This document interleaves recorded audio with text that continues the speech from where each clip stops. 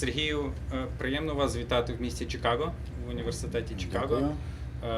в організації, яка називається Series. Це Центр східноєвропейських славістичних студій. Раді, що ви до нас завітали. Дякую вам за те, що запросили. Наша розмова сьогодні така частково формальна, частково неформальна. Я би хотів перше питання таке, можливо, розминочне запитати вас. Як вам подорожується Америкою? Ви майже як у Стайнбека подорожуєте Америкою лише без Чарлі і, на жаль, без собак. Боже, на щастя. Які ваші враження і чи Америка одноповерхова? Америка великою мірою, так, одноповерхова, і це страшенно цікаво. Тобто, зовсім інше відчуття урбаністики, зовсім інше розуміння механіки міста. Це цікаво, так. Тобто даунтаун і одноповерхові квартали. Це незвично. Скажімо, ми зараз знаходимося, можна сказати, в центрі Чикаго, да? Не на околицях, а тут будиночки такі. Університетське містечко. Які де-небудь в європейському місті, це була б скоріше яка навіть околиця. Тобто це не добре, не погано, це цікаво, так? Яке найгостріше враження від того, що ви вже побачили? Це ваша остання точка перебування? Знаєте, найгостріше, знову ж таки, це означення найгостріше. Найприємніше якесь враження, найбільше враження – це, звичайно, університет американський. Тому що мені в цій поїздці трапилось виступати в Єлі, в Сан-Дієго, двох університетах, в Стенфорді, в Берклі, ось у вас, в Чикаго. Це цікаво, тому що це страшенна різниця від того, що є в нас, і це те, чого дійсно можна навчитися.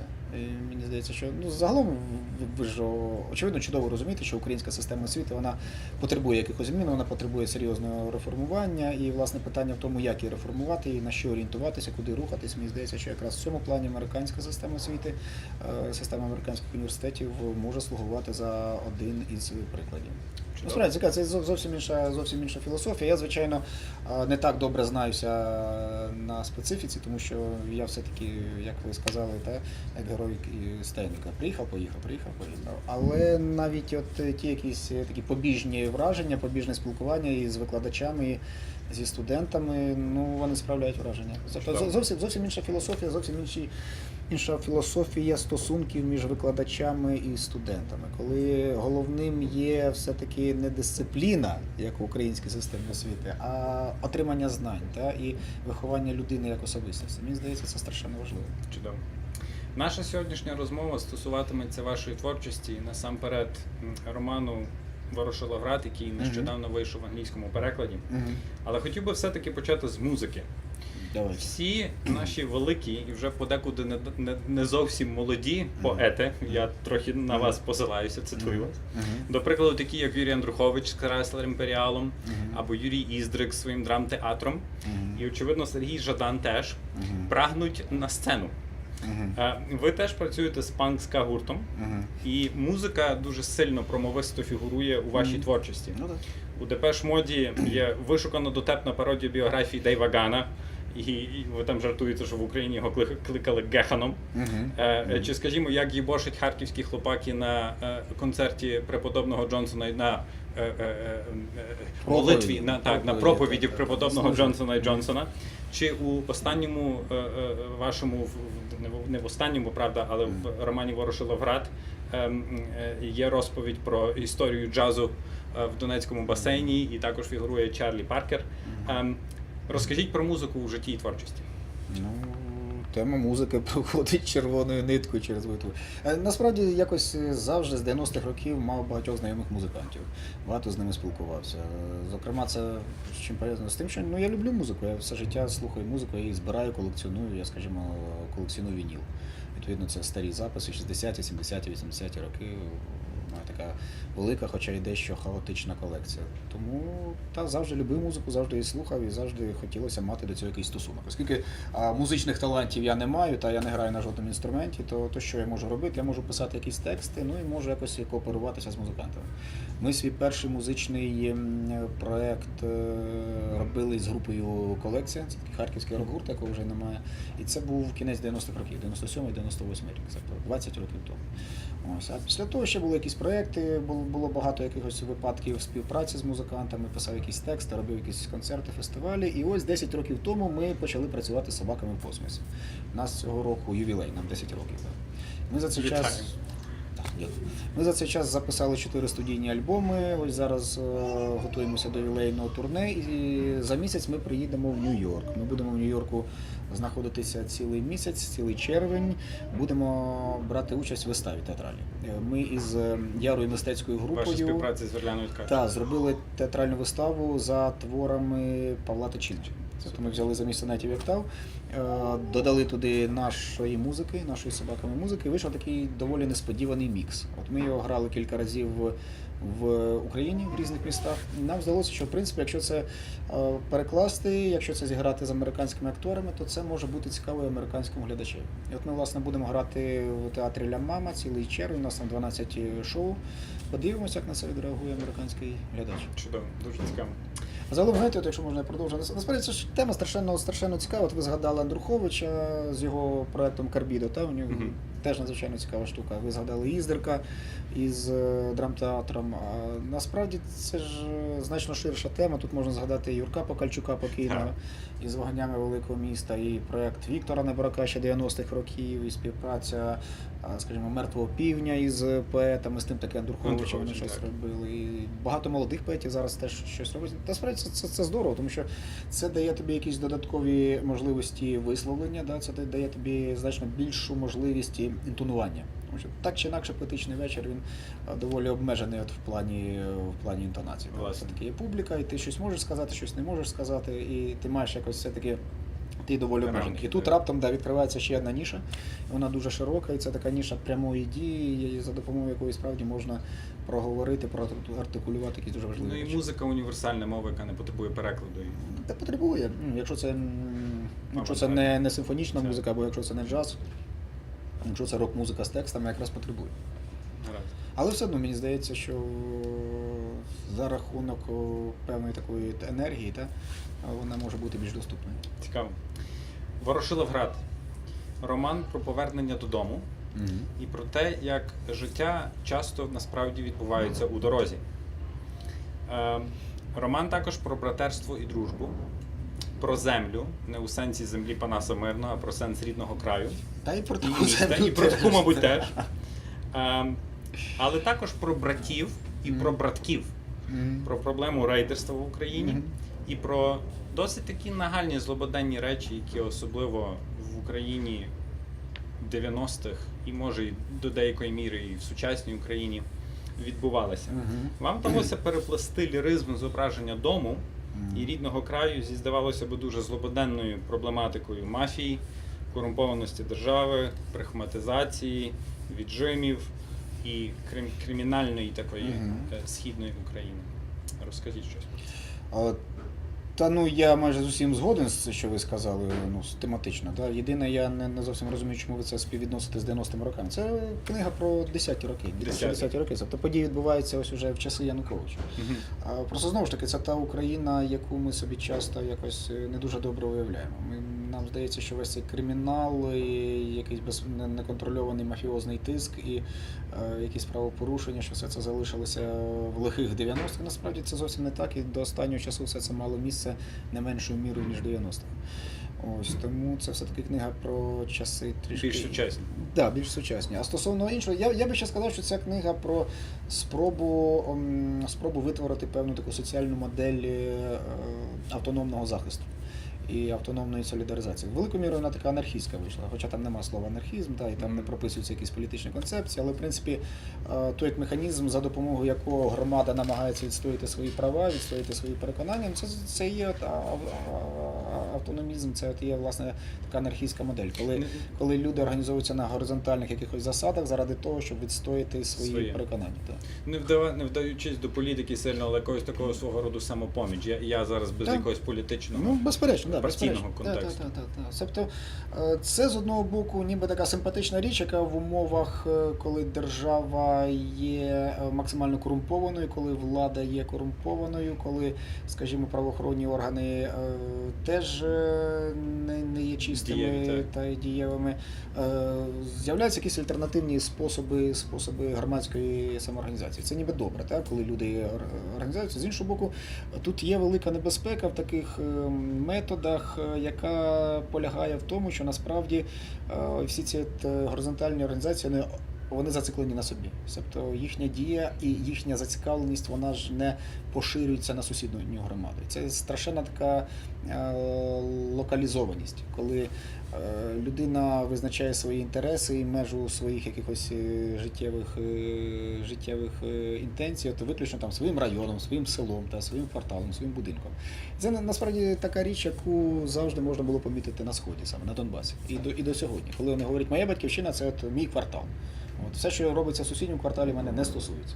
От я не знаю, що таке, значить, громадянське суспільство, я не знаю, що таке Україна, я знаю, що от моя батьківщина – це отут. Те, що я бачу, такий середньовічний принцип, коли твій світ обмежується тим, що ти бачиш.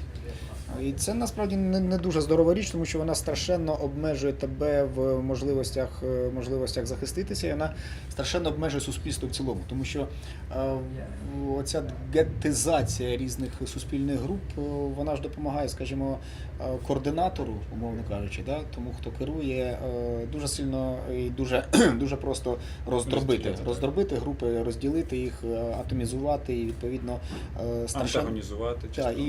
Або антагонізувати і послабити їхній опір. Цікаво. Ми вже говорили про музику, ще цікавить тема спорту, зокрема тема футболу.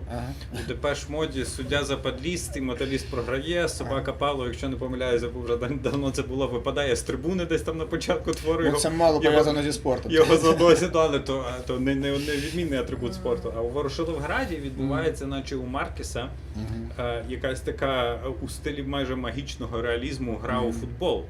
Де, як потім виявляється, і виправте мене, якщо я десь неуважно читав, це майже як матч мертвих.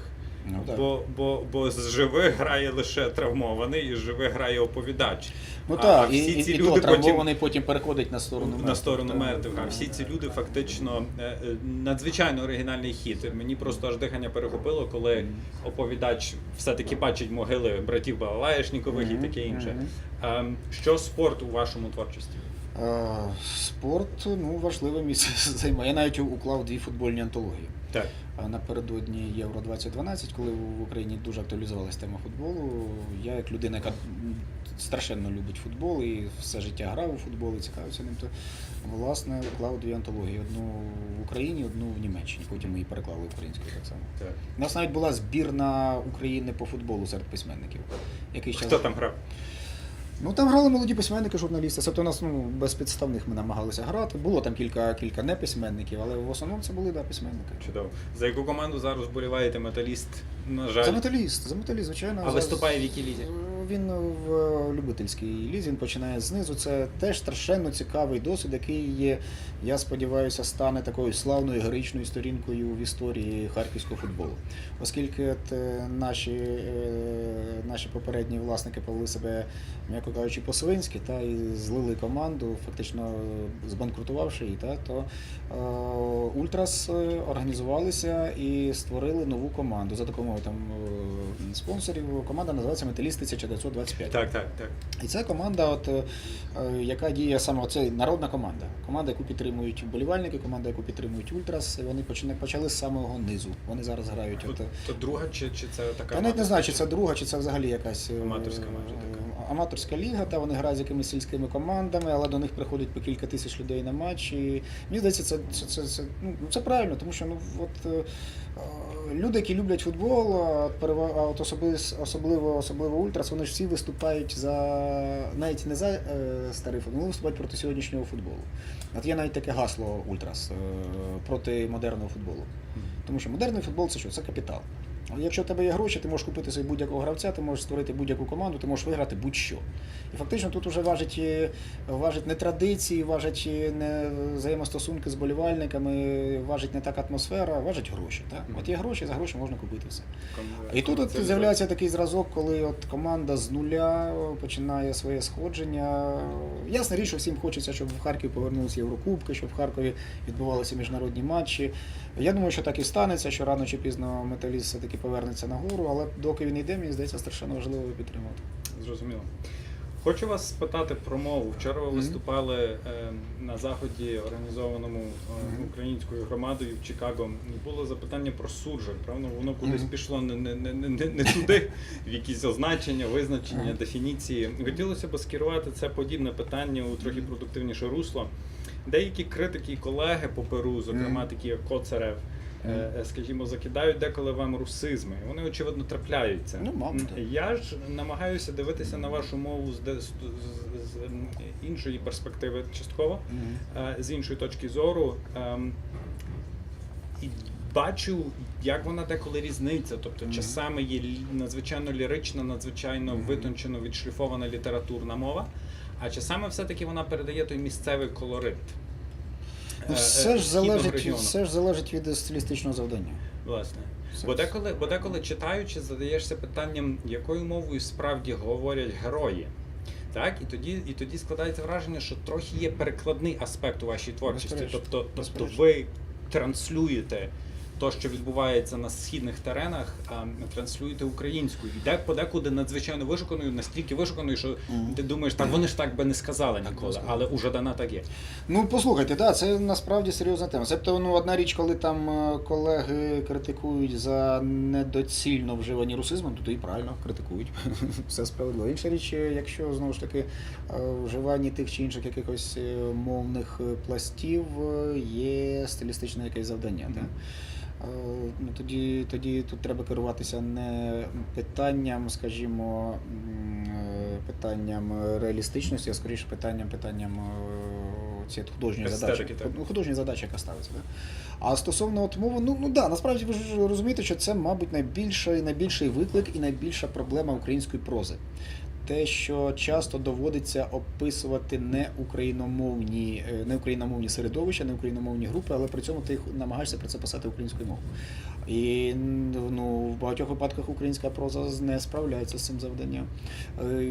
Я зазвичай, коли це описую, є певна ретрансляція, абсолютно я з цим згоден, я цього ніколи не приховував. Тобто зрозуміло, що персонажі Ворошиловграда не говорять тією мовою, якою я передаю їхні слова. Очевидно, що там значно більше російської мови. Знову ж таки, не можу сказати, що не всі російськомовні, очевидно, там є і елементи суржику, і елементи української, але те, що це ретрансляція, очевидно, це такий художній прийом. І знову ж таки, можна було це все передати дослівно, можна було це передати через якусь транскрипцію, але мені це не цікаво. Мені такий метод здається, він очевидніший, він простіший. Він простіший, він мені не цікавий. Таких творів насправді ж багато, коли просто передаються, і починається така буквами є різними. І воно тоді в цьому з'являється знову ж таки автора навіть більше, ніж оці мої ретрансляції. Тому що через оці є і «ї» автор передає скоріше своє ставлення до цієї російської мови, яка там вживається. І знову ж таки, мені такий метод ніколи не був особливо близьким. Але тут є ще один аспект, що ми знову ж таки вчора говорили про зміни на Сході, зміни суспільні, зміни в настроях, і зміни в мові теж, що української мови стає більше. І це справді так. Справді так, і це, на жаль, знову ж таки, не від якогось природного еволюційного процесу, а це скоріше внаслідок таких екстраординарних, травматичних і драматичних подій, які відбуваються на Сході, коли там раптом з'явилося багато військових, які говорять українською, з'явилося багато журналістів, з'явилося багато волонтерів, це ті, хто приїжджає, плюс місцеві почали активно переходити, теж активісти, ті, хто прийняв українську сторону, теж почали переходити на українську мову, відповідно, там зараз значно більше української. І себто пишучи Ворошиловград, скажімо, сьогодні, очевидно, я би не пішов би проти істини, якби тут більше персонажів говорили українською. Але дивіться, така річ, ми, скажімо, зараз будемо робити фільм за Ворошиловградом. Тобто я вчора закінчив правити кіносценарій. Дуже цікаво. З ким працюєте? Значить, сценарій написала Наташа Ворожбит, автор із Києва. Вона зробила дуже хороший сценарій. Вона ви ж самі розумієте, ця книга в 120 хвилин фільм вона не поміститься. Тому вона щось зробила таку компіляцію, як на мене, грамотну, виважену і логічну. Ось, але я попросив, щоб мені дали можливість поправити мову. Тому що, знову ж таки, коли в кіно, реалістичному кіно, якщо це не казка, якщо це не мультфільм, не анімація, То чути голос. там чути голос, це пряма дія, це не переклад, скажімо, там якогось голлівудського блокбастера. Та? І ти маєш або вірити, або не вірити. І коли там всі ці персонажі говорять літературною українською, такою, як в романі, ну, я думаю, виник би якийсь дисонанс. Так.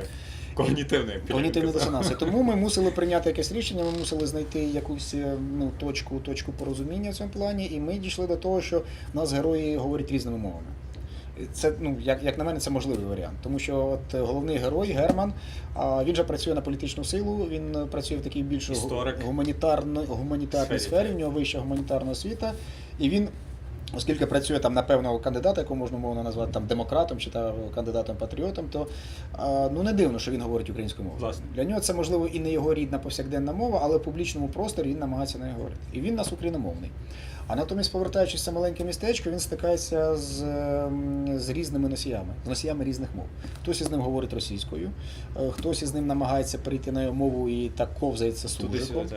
А є такі персонажі, які говорять українською, ті ж газовики, які з Західної України, очевидно, вони говорять українською, навіть з таким, навіть галицьким акцентом. Тому там буде така поліфонія, наскільки це буде переконливо, я думаю, тут уже питання не так до сценариста, як до акторів. Тому що, знову ж таки, найважче, мабуть, бути реалістичним, найважче бути таким, щоб, так повсякденним. Тому що, зіграти якогось такого фантастичного героя, мені здається, легше, ніж зіграти от реального роботягу, який живе своїм реальним життям. Надзвичайно цікаво, я радий, що запитав. Ну і на завершення повернімося у традиційний формат цієї серії інтерв'ю, яка проводиться Series. Вчорашнє питання на зустрічі з діаспорною громадою, хтось вас запитав, чи ви читали якихось там авторів, мені це питання трохи нагадало анекдот про Чукчу зі спілки письменників, знаєте, як чи ви читали того, чи ви читали ще когось, що Чукча, однако, писатель, а не читатель. Але організатори нашої серії цікавляться вашими читацькими уподобаннями і літературними впливами, а також просять порекомендувати для наших глядачів, для нашої публіки 3 авторів або 3 книги, які, на ваш погляд, варто би було прочитати. А ваші глядачі, ваша публіка читають переважно англійською, так? Англійською мовою, але в даному випадку ми просто будемо посилатися на ваш літературний смак, будь-що ви б могли порекомендувати. Давайте я назву 3 книги, так? Вони, що їх об'єднує, не так чи інакше пов'язані з Україною. Навіть не 3 книги, а 3 авторів. Гаразд. Але вони всі дуже різні, і мені здається, це теж могло би бути цікаво. Прошу. Тобто це 3 окремих випадки. Перша книга – це минулорічний роман української авторки Тані Малярчук. Роман називається «Забуття». Роман про українську історію, але сказати, що це історичний роман, мабуть, не можна. Тому що там є 2 лінії, сюжетні лінії. Одна – це історія українського політика Липинського, який був прихильником українського монархізму в часи війни, яка відбувалася в Україні 100 років тому. А друга лінія, вона пов'язана з авторкою, вона пов'язана з сьогоднішнім днем. І це, власне, така спроба поєднати минуле сьогодення українця. Так? І мені здається, вийшло страшенно несподівано і багато в чому цікаво. А чому я говорю, що Таня і окрема історія? Таня писала цей роман, живучи у Відні, в Австрії. Тобто це українська письменниця, яка останні роки живе не в Україні, але пише про Україну, і в неї така специфічно налаштована оптика, все-таки в неї є певна дистанційованість, не внутрішня, а зовнішня. От вона може на всі ці події географічно дивитися трішки збоку. І це страшенно цікавий погляд. І він, мені здається, надзвичайно щирим і відвертим. Тому немає цієї книги ще в англійському перекладі, але я дуже сподіваюся, що вона все-таки з'явиться. Минулого року цю книгу назвали книгою року українська студія BBC. Тому дуже сподіваюся, що цей роман буде перекладений. Чи є німецькою переклад? Я не знаю. Не буду навіть дезінформувати. Це перша книга. Друга книга книга берлінської письменниці Каті Петровської. Книга називається, мабуть, Естер. Катя Петровська. Вона написана німецькою. Катя, вона киянка, але вже тривалий час живе в Берліні. Це її перша книга. яка вийшла в Німеччині, яка відразу ж здобула надзвичайно позитивний резонанс. Вона отримала, наскільки я знаю, премію Інгеборг Бахман, якщо я не помиляюся, одна з основних німецькомовних літературних премій. Тобто це така подія була в німецькомовному літературному світі. Ось книга знову ж таки пов'язана з Україною. Катя намагається зробити таке документально-художнє дослідження свого коріння, своєї родини. Вона намагається дослідити своє це родинне дерево, їздить в Варшаву, їздить в Україну, в інші країни, намагається знайти сліди своїх родичів, своїх предків. Чи пише рідною мовою, чи німецька? Ні, вона писала німецькою, але це надзвичайно цікава німецька. Вона дуже поетична, дуже лірична. Фактично це книга ліричний щоденник. Але чи німецька рідна для Каті? Ну, важко сказати.